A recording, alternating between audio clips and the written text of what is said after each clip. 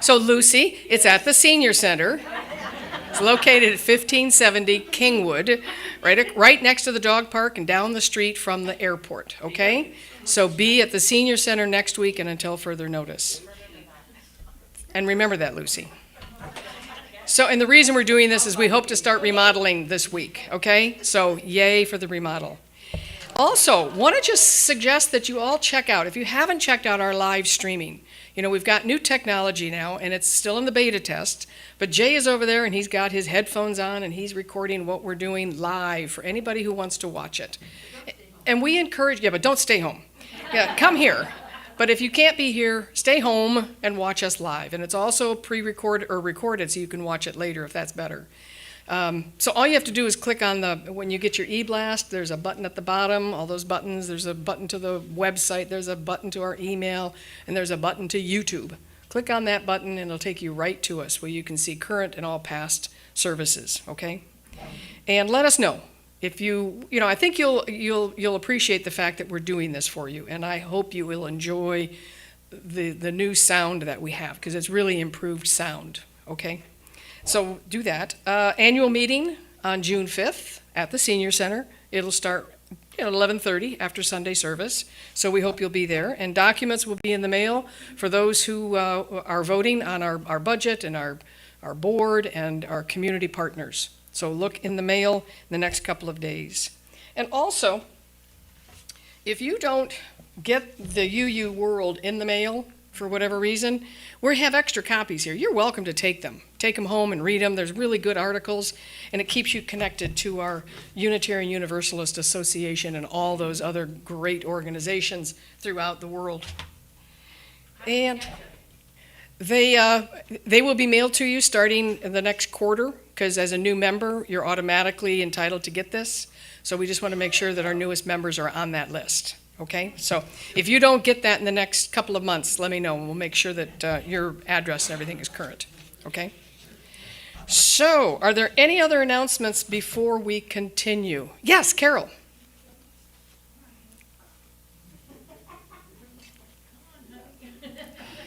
You're going to come up here. You're coming up here. Well, you walked all the way around the back of the chairs. Yes. Is this, are you going to take okay, come up and share whatever you've got. We've got a full agenda, so we'll make room. Okay. Good morning. Good morning. David and I wanted to share our mandalas with you one more time and invite you to our new mandala art as meditation circle that's starting June 18th. Be in the morning, 10:30 to 12:30 at Catherine Hemmons. So if you would like to explore your intuition, your creativity, and expressing your inner self, this was my mandala of my inner strength and how I'm going to manifest my vision for this new year. And David, go ahead. This is the same for me, manifesting my vision for the new year. Manifesting my vision for the new year. You do not have to be an artist. You have to just bring your creative inner child to the group and explore your creativity and self-expression and using your intuition. So talk to me or Catherine or David. Thank you. Thank you. Great announcements. Anybody else have an announcement? Karen, yes. Right up here. We're practicing speaking into the microphone so we can. This is usually Xana now, not me anymore, but I unfortunately have the greeter clipboard. There's several spots open. We have next week covered, but then after that, we need a few. So I'm going to pass it around. Please be generous with your time. Let's start over here, Richard. Any other announcements? Yes, Mark. Do you want to come forward, please? We need to speak into the microphones, please. I don't know, I'm pretty loud. No, please. All right, well, actually, Please.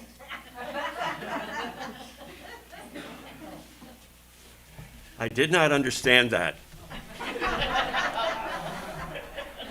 I think I have the details right, that there is another Roe v. Wade rally this afternoon at the Civic Center from, I believe it's from 2 to 5, unless someone, that is when it is? So what's Okay. the Civic Center? The City Hall? City Hall. I still think I'm in San Francisco, sorry. Yeah. So, yeah, be there, and of course, that's one of the most important struggles that we have at this point. So I'm not sure we understand what's happening from 2 to 5. What's the focus, Darlene? I can repeat it. Yeah, okay, it's parents who choose. Parents who choose. It's a brand new group, Brand new group in town, and they've got their daughters and sons, and they'll be at the City Hall from starting at 2 o'clock today, and you're all welcome to join. They were out on the streets yesterday, and they're absolutely precious. So 2 to 5 today at the City Hall. Thank you for that. And thank you also, Darlene and Rick. They were here this morning to meet and greet everybody, so thank you for that. And are there any other announcements? And do we have, other than Lucy, who we're not going to kick out of here yet, do we have any other guests here for the first time? Other than Chris DeNoyer, and anybody else? Because we have a gift for you, and we would like you to take this. I'm going to put my mask back on. This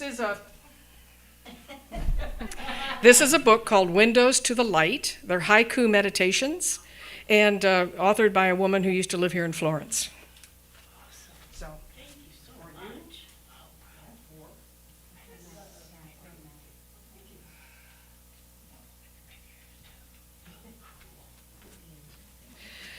So,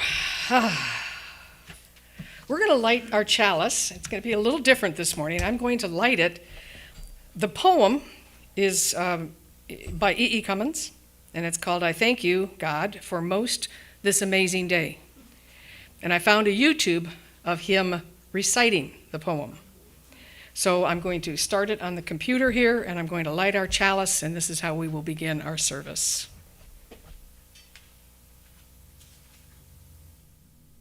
I thank you, God, for most this amazing day. I thank for the leaping greenly spirits of trees, for most this and the blue true dream of sky, for the leaping green and for everything which is natural, which is infinite, which is yes. I who have died am alive again today, and this is the sun's birthday. This is the birthday of life and of love and wings and of the gay, great, happening, illimitably earth.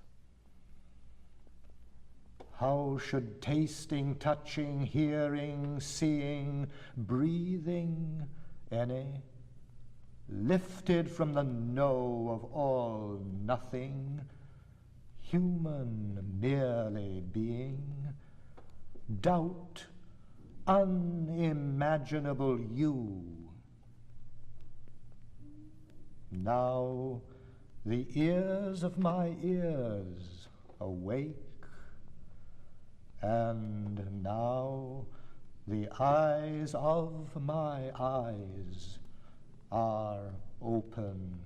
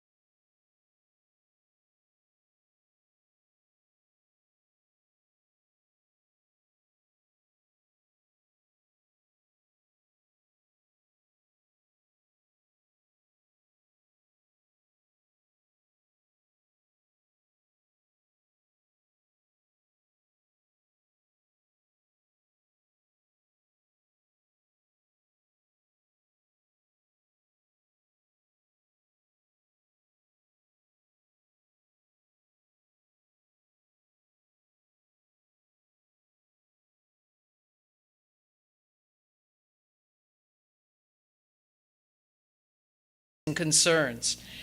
We do this to let ourselves be known, to be seen by our peers in all of our beautiful and vulnerable states of being. I have a couple of things to share, and anyone else who does, please line up right here where Sally is mentioning, and she'll hand you the microphone. And you're invited to drop a shell into the cleansing water, a ritual we do to release it to the greater good.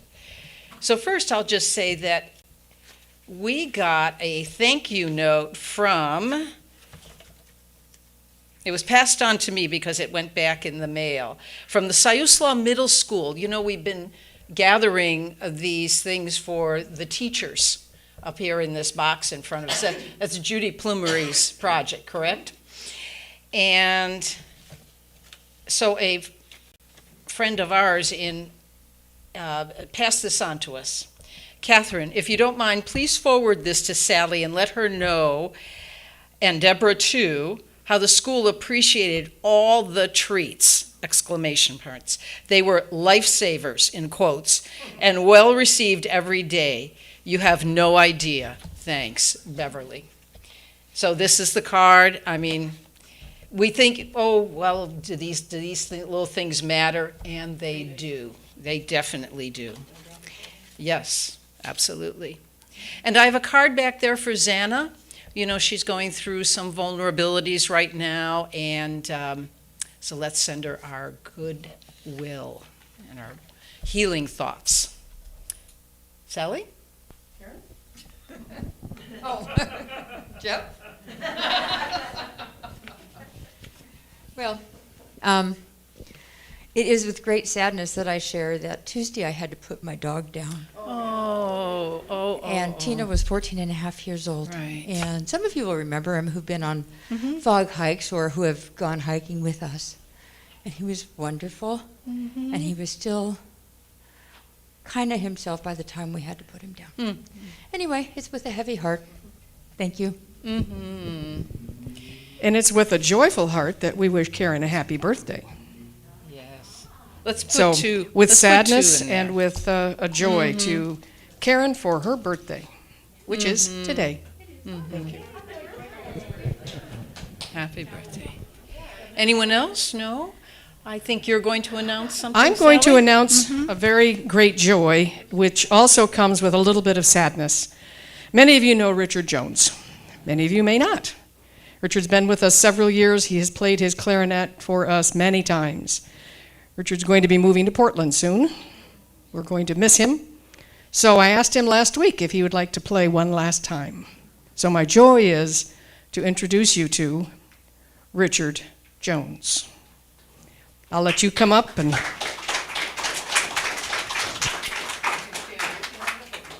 And you can play from there too. I would like to dedicate this song to everyone here and everyone not here that attends, and it's called Memories of You.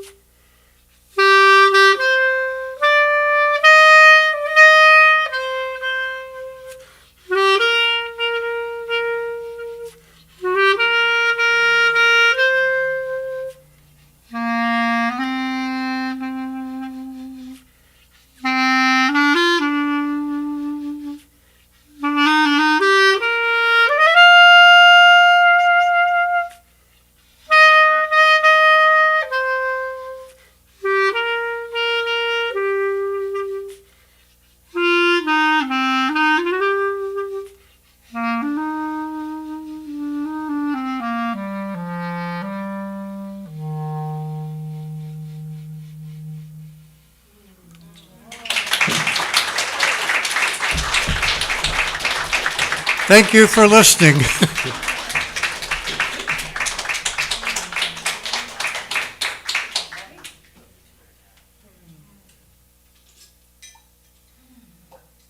That's a big joy. What a beautiful gift you have been with and for us, Richard. Safe passage to your next venture near Portland. And yeah, thank you. Thank you for that. I invite Rick Norwood to come forward, and he's going to be leading our responsive reading, number 657 in your hymnal. It's titled, "It Matters What We Believe." Rick, take it away. All right.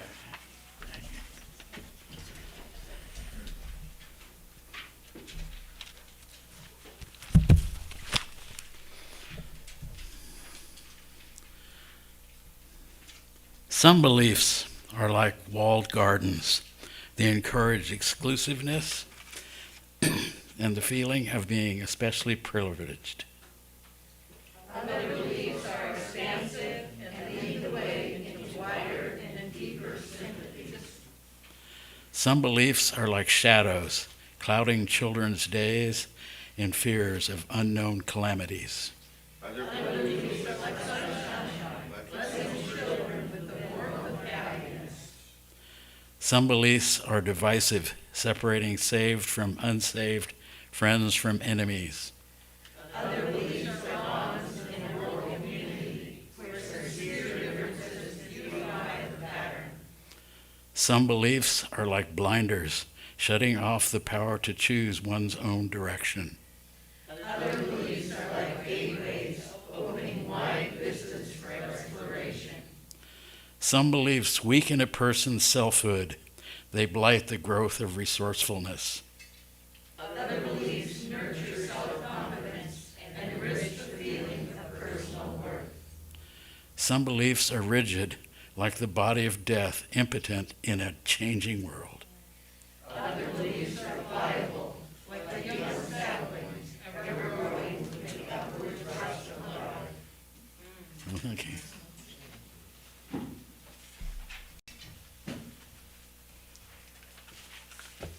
Thank you, Rick. So Jeff has selected our opening hymn, which is number 298, "Wake Now My Senses." If you would like to rise as you are able and sing this beautiful song. Oh, thank you, Jeff. "Wake Now My Senses." Jeff will get his music started.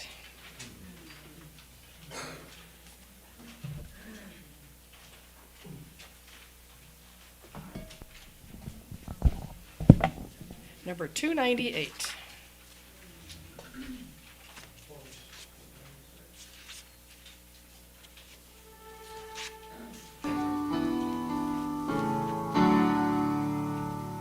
Wake now my senses and hear the earth call. Feel the deep power of being in awe. Keep with the web of creation your vow. Giving, receiving, as love shows us how. Wake now my reason, reach out to the new. Join with each pilgrim who quests for the true. Honor the beauty and wisdom of time. Suffer thy limit and praise the sublime. Wake now compassion, give heed to the cry. Voices of suffering fill the wide sky. Take as your neighbor both stranger and friend, praying and striving their hardship to end.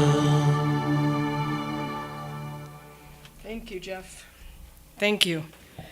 It is my pleasure to invite to our pulpit Reverend Donna Smith, who happens to be a friend of Lucy. Now, we all know Lucy.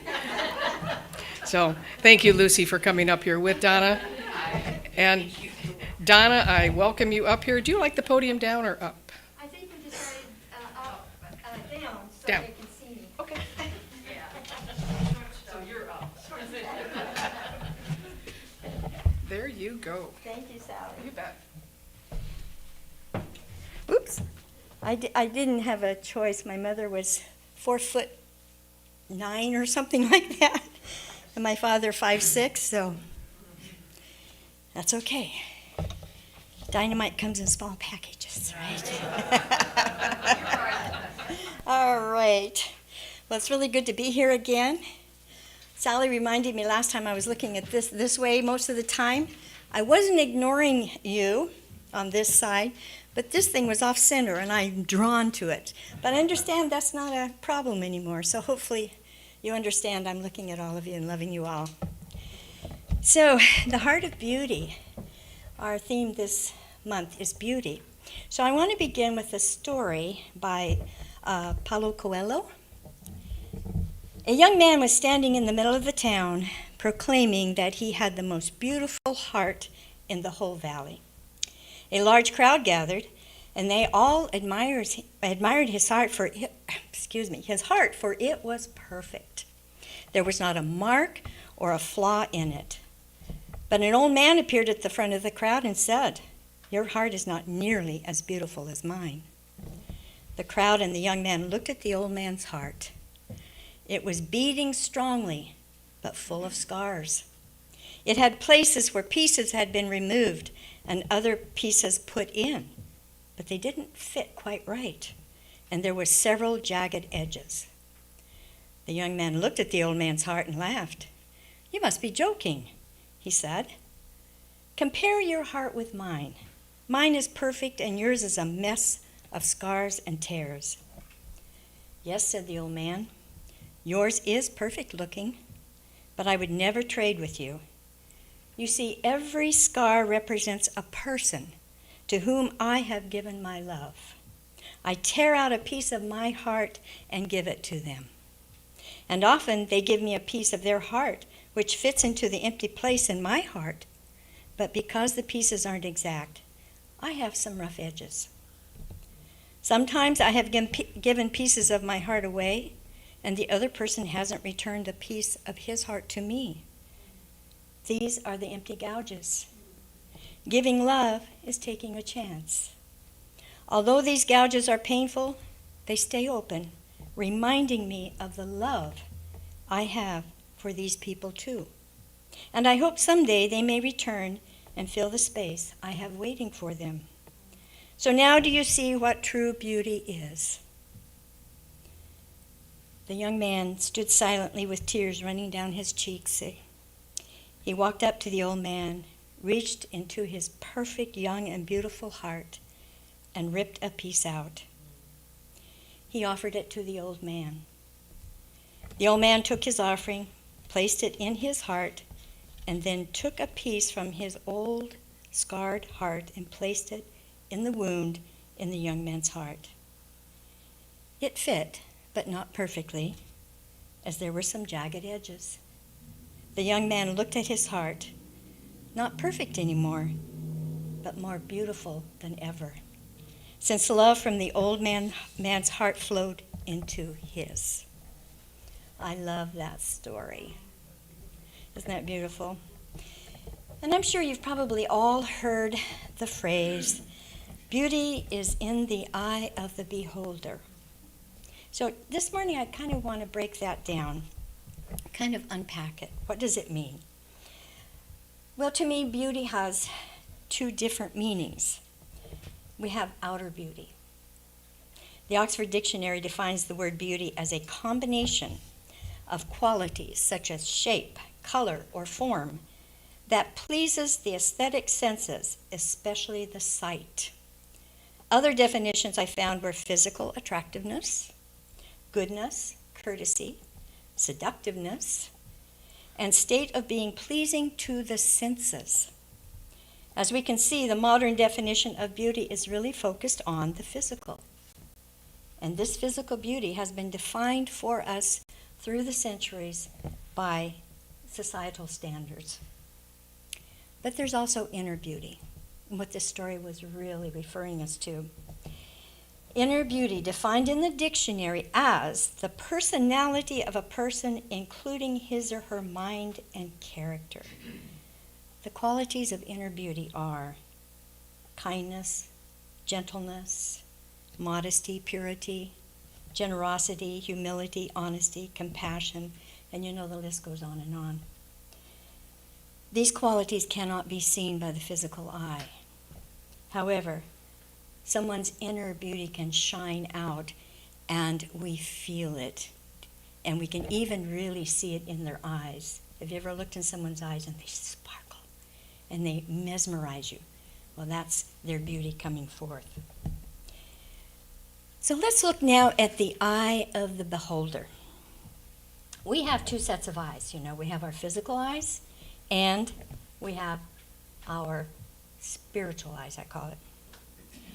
Now, the spiritual eyes includes the physical and the spiritual realms, where the physical eyes are we refer to as the physical, what we can see. But here's an interesting fact from Michael Singer about what we can see. I want to read this to you so I don't get it messed up, okay? To look at this scientifically, you are not even looking at the outer objects. Right now, you are not actually looking out at what you see. What's happening is that rays of light are bouncing off the molecules that make up the outer objects. These reflected rays are hitting your eyes' photoreceptors and being transmitted back as messages through your nervous system. These messages are then rendered in your mind as an image of the external objects. You are actually seeing the objects inside, not outside. Now, I'm sure probably in my science classes many, many years ago, probably somebody told me that, but I had totally forgotten about it. But isn't that an interesting concept? Because if you think about it, if what you're seeing, you're really seeing inside, I think there's a lot of traveling that could distort it, if you know what I'm saying. You know, so that's what I was thinking about when I was reading this. So what is being reflected back to us through this process is affected by our perceptions of the physical reality. And our perceptions of physical reality are, of course, are affected by our experiences in life, our beliefs in life. So you can see how somebody can look at the same thing and describe it entirely differently. So if you perceive beauty as something that is in perfect shape, no scratches, etc., or someone who is perfect according to the world's definition of what that means, you know, what that person should look like to be beautiful, then you have virtually reduced your group of perfect things and perfect people down to a very small size. Yes, yeah. Most people and most things cannot live up to the world's expectations and definitions of what they should look like. Now, for things, we call this patina, and we think that's really cool. You know, our antiques and everything have patina. But as far as people goes, you know, if you're not perfect, people will make these judgments about you. Our world teaches us that we should look like models, he-men, you know, things like that. And this is how we define it in the world. So as our story reveals to us, outer physical looks cannot define the truth of the beauty of someone. But this is not what we've been taught, is it? Now, this is a very hard lesson for some of our youngsters. They have their idols. And these idols are, you know, these wonderful people, perfect-looking people that play music and do all of that. And they cannot live up to that. And many of them will go into depression and even commit suicide because they're not beautiful people. And that has been a problem of our society because of the way we define outer looks. Recently, when I was talking to you, I think it was last time, about the oneness of life, I think I shared with you that this practice that I do where I see for those in front of me, and I'm seeing this for all of you right now, a golden cord from my heart to yours. I learned that a very long time ago from Wayne Dyer. You know, beautiful teachings, Wayne Dyer. And so I practiced that a lot back then, and I still do when I remember. But what has happened over those years of doing that, I call it a side effect, is that I don't see ugly anymore. And it's an amazing side effect. I did not plan it. I did not even think about it. But all of a sudden, I realized everything was so beautiful. And so I urge you to try something like that, because it will change how you see things.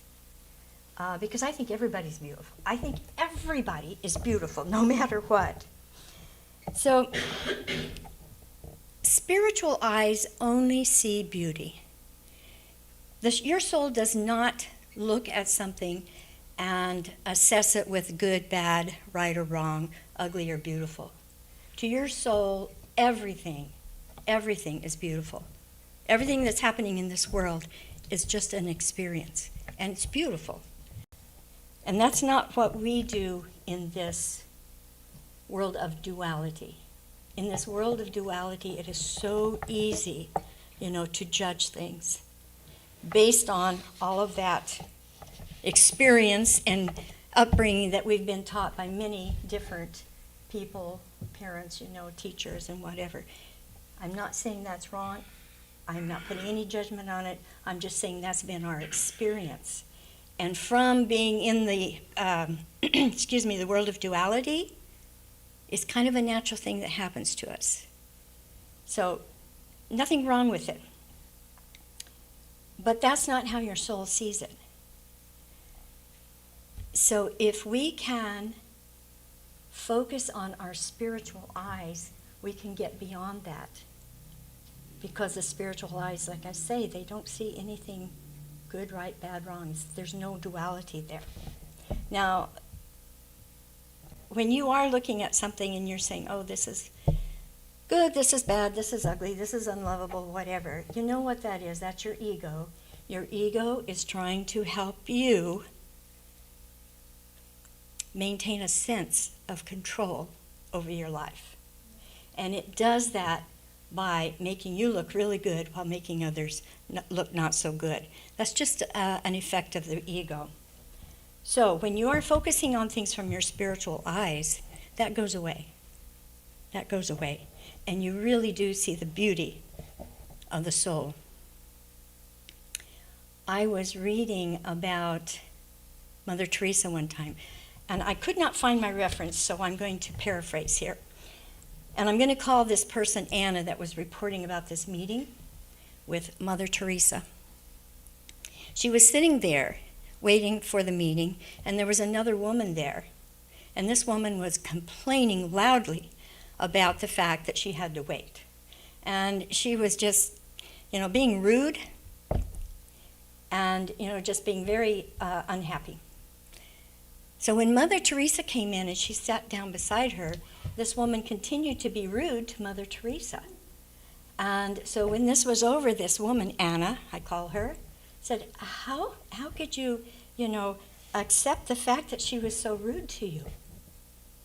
And Mother Teresa said, and again I'm paraphrasing, she said, I was looking at and conversing with her inner beauty, her inner being. So all of that from the outside, she wasn't even seeing. That meant nothing to her. And so physical beauty is observed with the human eye, while inner beauty comes from within a person and is observed by the soul. By the soul. I remember the first time I saw the Grand Canyon. I'd seen it in pictures, you can find pictures of it everywhere. I was so overtaken by its beauty that you cannot find in a picture that I just wept. I just wept. It was so beautiful. As I was hanging on to the thing because it was, it was big, it was vast. But I couldn't believe how it affected me, its beauty. And even though it was a physical thing, I was seeing it with spiritual eyes and my physical eyes, because, that's that beauty that we see and we say, oh yeah, that is beautiful in the physical, but with your spiritual eyes, it will make you cry. It's so beautiful. And I'll never forget that. It was such a wonderful experience. So when you're looking, at a majestic mountain, a sunset on the ocean like so many of you do here, I'm sure, a newborn baby, a child laughing, just anytime you see something, a family member or a friend or something beaming with joy, it is so easy to see their beauty, isn't it? It's just heartwarming because you are touching soul to soul. Okay. So I invite you to look deeper in all that you momentarily see in front of you that might elicit a sense of beauty immediately, and use those spiritual eyes to even see deeper, like the Grand Canyon. That was an amazing. So in our Raising Consciousness class that I teach here, using this intention, which you say silently to yourself, very easy, sovereignty now. So whenever you're in a situation where maybe you think, oh, this is an ugly situation, whatever it is, if you can go to your soul and say sovereignty now, what you're doing is you're speaking soul to soul. You've gone beyond the physical and the influence of the physical. And this automatically brings you into communication with the other person's soul. And it's beautiful. It takes you beyond the physical and into the truth of reality. Now, beauty is one of the attributes of the soul. And it doesn't matter how your ego defines it. If you can move into that, into your soul, into those spiritual eyes, you will see everything differently. For instance, it's so easy, say, to look at a homeless person. Okay, what do you see? Maybe you see ugliness, maybe you see laziness. It doesn't matter what you see there. But normally you're not seeing through your spiritual eyes. Others will look at that same person, have compassion, and see beauty, and see, an opportunity to serve and help. So you can see the difference in where are you looking, how are you looking at this person from your physical eyes or from your spiritual eyes. Everyone deserves to be seen in their truth, and that includes yourself. So I want you to look into the mirror. When you get up in the morning, I want you to look in the mirror, and no matter how unruly your hair is, how many bags do you have, or how many bags you have under your eyes, some have 2 or 3, maybe, I don't know, but but if you have bags under your eyes, or if you have wrinkles in your face, I want you to say, you are beautiful. And for men, you can say, you are handsome. But I want you to try that because really it's going to change your opinion of yourself. Okay? And you know what that does? When you're out and about, everybody else is going to see that opinion of yourself has changed, and they're going to love you more, and they're going to see more beauty in you also. That's how it works. So I want you to try that. It's fun, actually.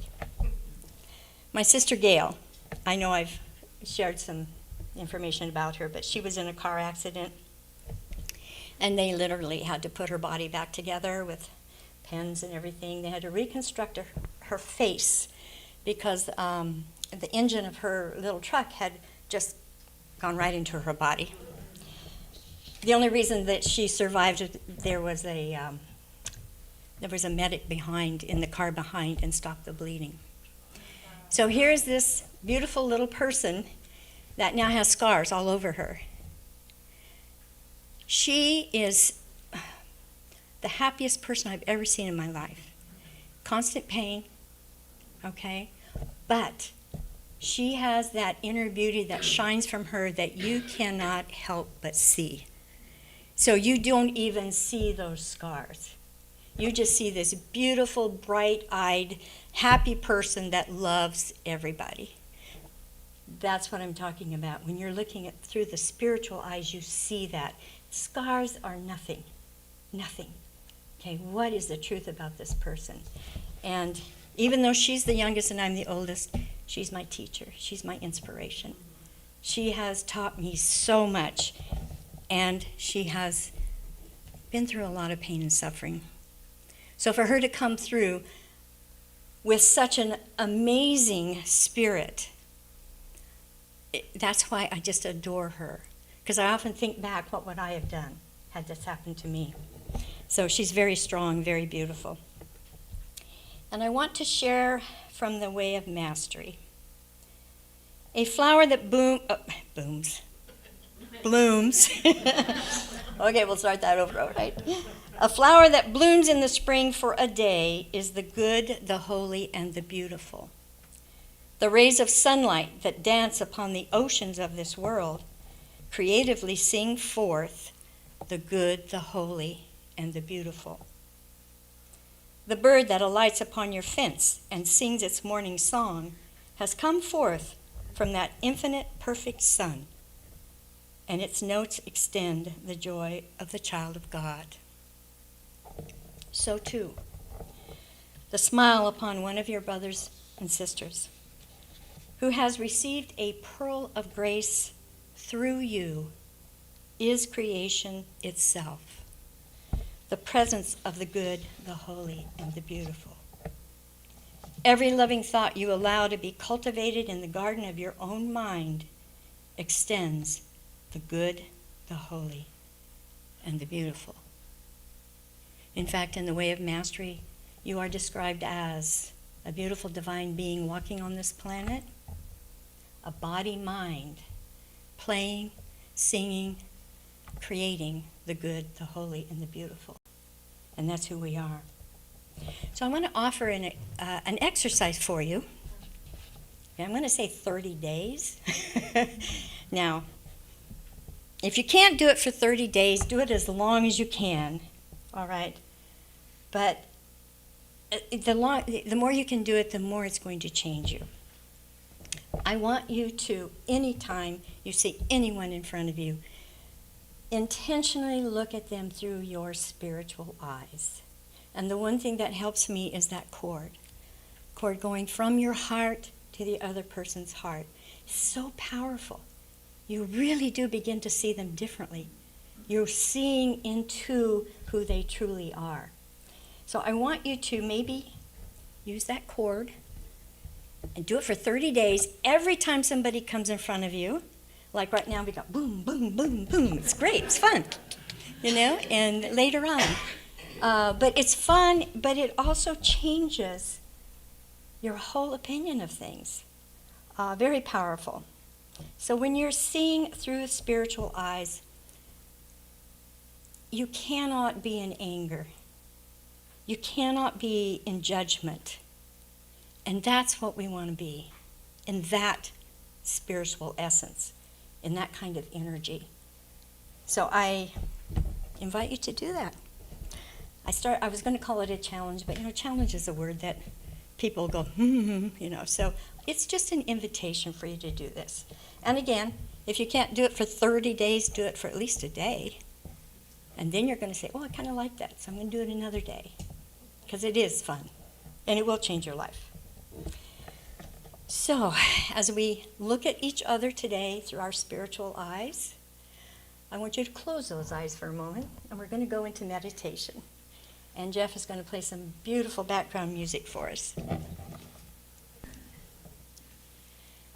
So, find that beautiful meditation seat where you are very relaxed, very comfortable.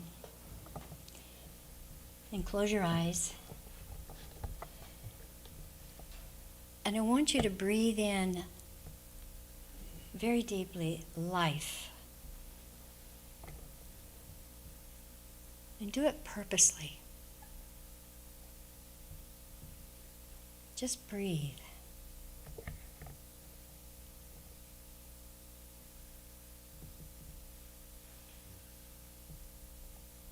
Now bring your awareness to your heart. And think of someone or something that brings you a genuine sense of love, joy, and appreciation. You may want to think of it as seeing them with your spiritual eyes. And imagine that you're looking into their spiritual eyes. So let's just hold that within your heart for just a moment. And know that you have entered coherence. You have entered balance.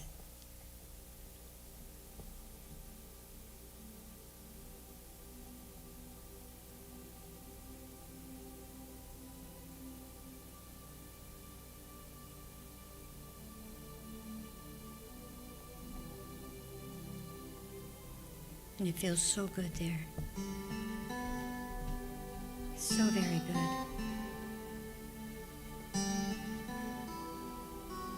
And it feels good because this is your true essence.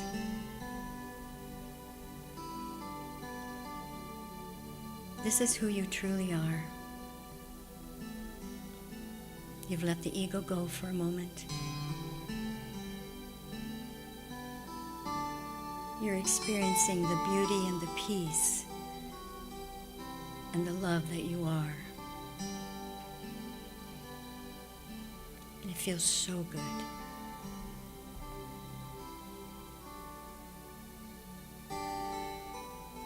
This is why we came forth.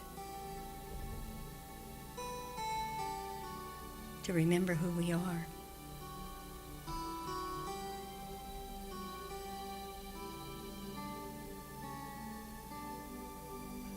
These are the words of Thomas Merton.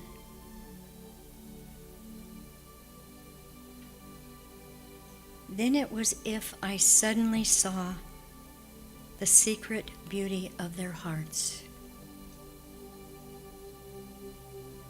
the depths of their hearts, where neither sin nor desire nor self-knowledge can reach. The core of their reality.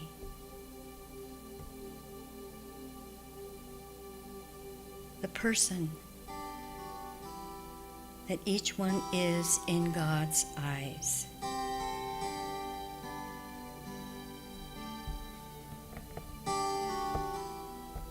If only they could see themselves as they really are.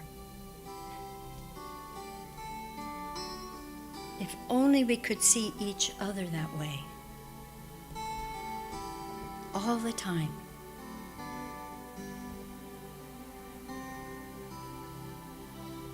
There would be no more war. No more hatred. No more cruelty. No more greed.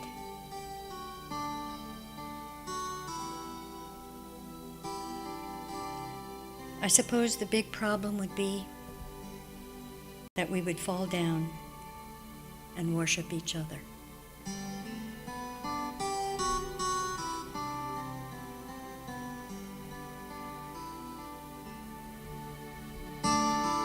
Let's take these words into our silence for a few moments.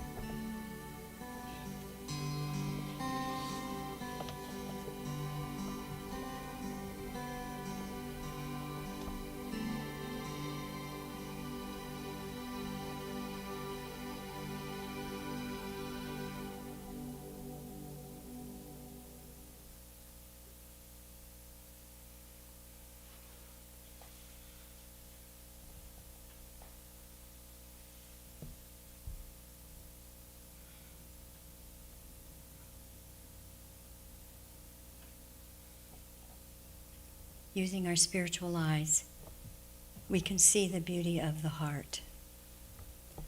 and we move into our peace, our joy, and our grace.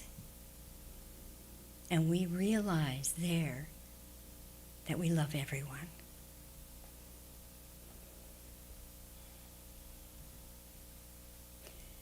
So I invite you to slowly bring your attention back here.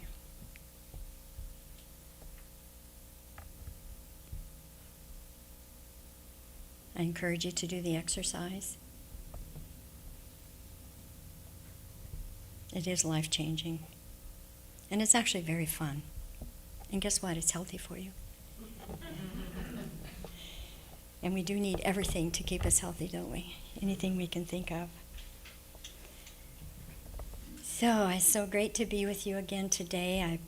I also invite you to stay for the class. We're going to talk a little bit more about that voice in your head, you know. And you know why? Because it controls your life. So once you understand that and are aware of it, guess what? You can start controlling it. So that's what we're going to do today, is work a little bit more on that. So I invite you to stay. It's going to be fun. We're going to do some exercises. So thank you, everyone. I love coming here, and I so appreciate you being with us today.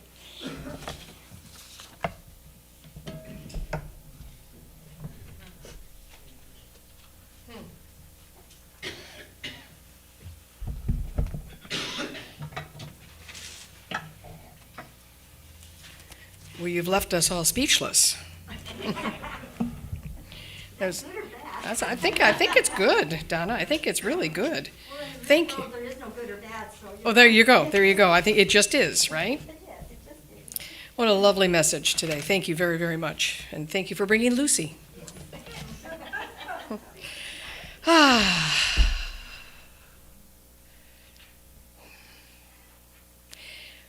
So we are so privileged to bring into our lives different community partners that need our support, whether it's our time or our talent, but certainly our treasure. And our partner, our community partner for this month and next, is the Friends of Florence, the Van Fans.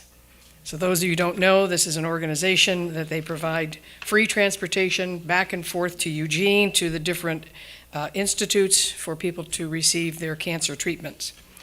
So it's an organization that obviously depends on sources of funds to help pay the gasoline and the upkeep for the truck, but nobody gets paid and everybody volunteers. It's an organization that we hope that you don't ever need, but if you do, it's there. So our offering is in two parts. One part is to honor our community partner, the Friends of Florence, AKA the Van Fans. And the other is to honor your support of this particular fellowship that strives to bring good Sunday messages to you, the music, the readings, everything that we do is in service of you and to the people who come after you. We hope that you can find it within you to make a financial contribution to our fellowship. So before the basket comes around, I just want to remind those of you who are listening from the pleasure of your own home, whether it's live or recorded, you can make a contribution as well. You can send us a check to P.O. Box 2502, Florence 97439, or you can go onto our website and click our donate button. Either way is pretty easy to do. As we pass our basket, if you are not in a position today to make a contribution, just pass the basket with love to the next person next to you. And before we enjoy the music provided by Jeff, please repeat after me.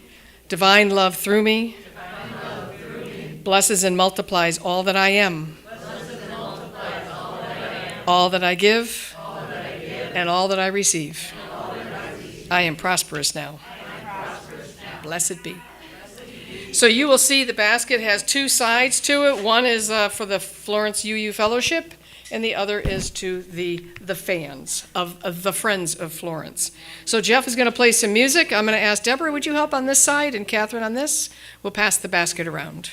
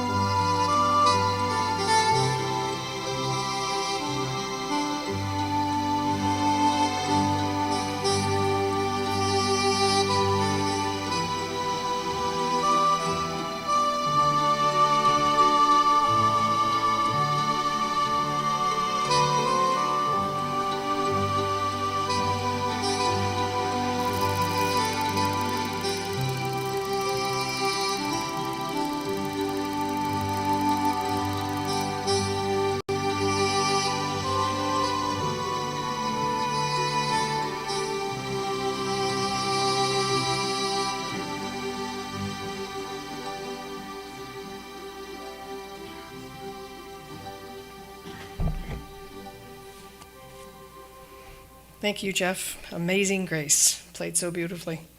Thank you all for your spiritual practice of giving. Your contributions are received in grateful appreciation. So I wonder, Katie, would you like to come forth and extinguish our chalice? Let's do it. Let's do it. Extinguish this flame. I'm going to share a quote from John O'Donohue on noticing the beauty of life. When we approach with reverence, great things decide to approach us. Our real life comes to the surface, and its light awakens the concealed beauty of things. When we walk on the earth with reverence, beauty will decide to trust us. The rushed heart and the arrogant mind lack the gentleness and patience to enter that embrace. Beauty is mysterious, a slow presence who waits for the ready, expectant heart. Blessed be.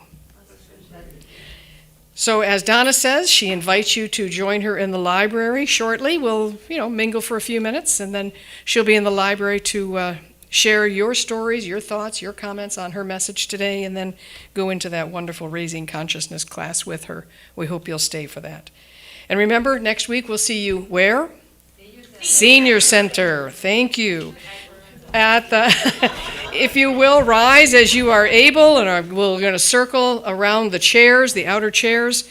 We'll lock arms or hold hands, however you like, and Jeff will lead us in our peace song. Jeff, are you going to join the circle? I don't think so. Okay. And also, we have a case of wine in the back. The bottles of wine in there are $20 a bottle. Great wine, so please avail yourself if you'd like to buy a bottle of wine or two.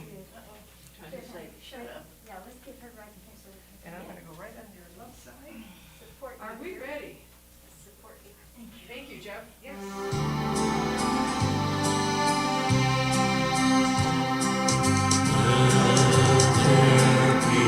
Peace on earth, and let it begin with me. Let there be peace on earth, the peace that was meant to be. With love as our center, family all are we. Let us walk with each other in perfect harmony. Let peace begin with me. Let this be the moment now. With every step I take, let this be my joyous vow. To take each moment